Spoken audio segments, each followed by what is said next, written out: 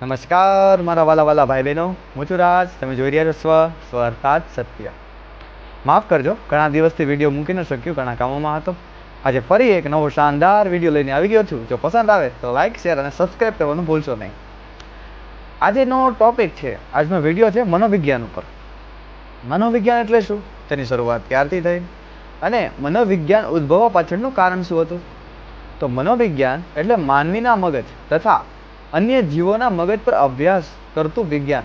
માનવીના મગજ સાથે અન્ય જીવોના મગજને સમજવાનો પ્રયત્ન કરતું વિજ્ઞાન.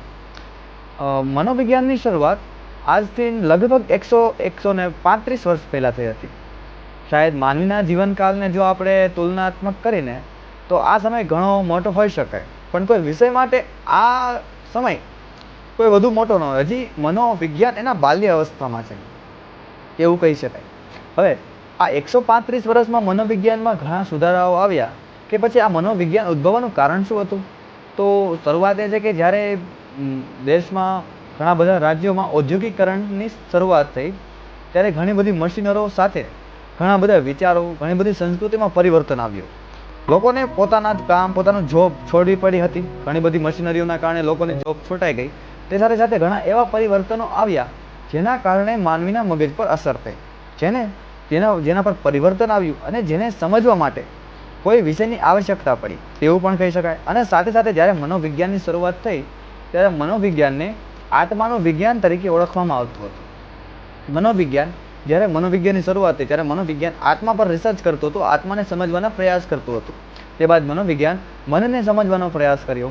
ત્યારે મનોવિજ્ઞાનને પોતાના વિજ્ઞાન તરીકે ઓળખ ક્યારે મળી, જ્યારે મનોવિજ્ઞાને માનસિક રીતે કોઈ પણ વ્યક્તિને સંવેદનાત્મક રીતે સમજવાનો પ્રયાસ કર્યો. માનવના મગજને સાથે સાથે અન્ય જીવોના મગજને વૈજ્ઞાનિક ઢબે અભ્યાસ કરવાનો પ્રયાસ કર્યો, જેમાં આત્મા અને મન બંને મનોવિજ્ઞાનમાંથી કાઢી નાખવામાં આવે એમ કહી શકાય. કારણ કે મનોવિજ્ઞાન હવે એવી રીતે અભ્યાસ કરે છે, મનોવિજ્ઞાન માનવીના મગજને તે કેવી રીતે કાર્યરત છે, તેમાં ચેતાતંતુઓ માનવીના મગજ પર રિએક્ટ કરે છે, અસર કરે છે, કેવી રીતે બને છે, કેવી રીતે તેના પર ફેરફાર આવે છે, તે સમજવાનો અભ્યાસ કરે છે. તે કારણે મનોવિજ્ઞાનને વૈજ્ઞાનિક શાસ્ત્ર તરીકે ઓળખવામાં આવે છે. હવે મનોવિજ્ઞાન શબ્દ ક્યાંથી આવ્યો, તો આપણે સમજીએ કે મનોવિજ્ઞાન શબ્દ બે શબ્દ સાયકોલોજી, સાયકી પ્લસ લોજી. હવે સાયકી શબ્દ છે તે ગ્રીક શબ્દ પરથી આવે છે. જે સાયકી શબ્દનો અર્થ છે આત્મા અને લોજી શબ્દનો અર્થ છે વિજ્ઞાન.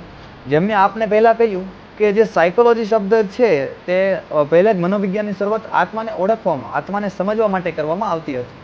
તે કારણે મનોવિજ્ઞાનને સાયકોલોજી શબ્દ તરીકે ઓળખ આપવામાં આવી. પણ સમયાંતરે તેનામાં ઘણા પરિવર્તનો આવ્યા. આજના સમયમાં મનોવિજ્ઞાનને કેવી રીતે દર્શન આપે છે, કેવી રીતે સમજવામાં આવે છે તે હવે આપણે સમજીએ.